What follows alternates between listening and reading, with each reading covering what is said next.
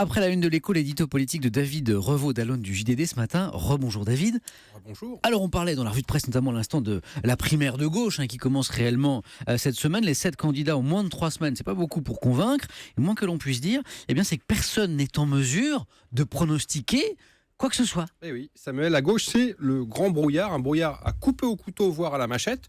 On est à 18 jours du premier tour et personne, absolument personne n'est en mesure de donner la moindre tendance sur l'issue de cette compétition. Cette primaire de la gauche, c'est une équation à multiples inconnus. D'abord, la participation, grand mystère. La primaire de la droite avait attiré un peu plus de 4 millions d'électeurs. Il sera très difficile. Là, on s'attend à ce que ce soit beaucoup moins. Voilà, il sera très difficile de faire autant, même si depuis quelques jours, les sondeurs sentent un petit frémissement et anticipent une forte participation, environ 3 millions.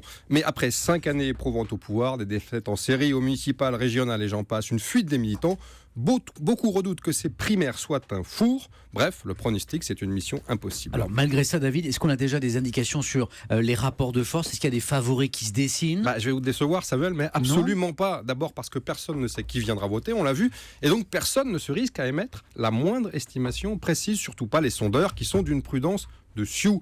Ils préfèrent parler. Un petit peu trompés ces derniers voilà, temps. absolument. Ils préfèrent parler de souhait de victoire plutôt que d'intentions de vote sonnantes et trébuchantes. Surtout ne pas se mouiller.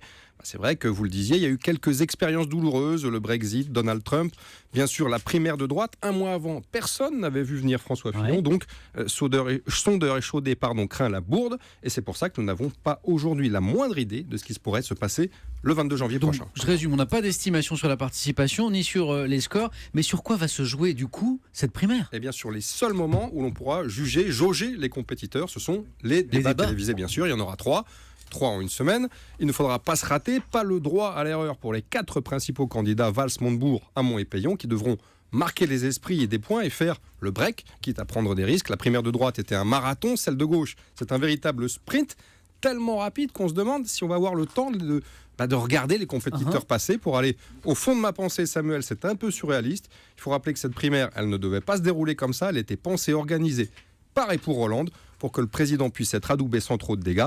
Résultat, le président n'est pas là et les socialistes dansent sur un volcan. Sur un volcan, une primaire à gauche un peu surréaliste dont on se demande bien ce qui va en ressentir.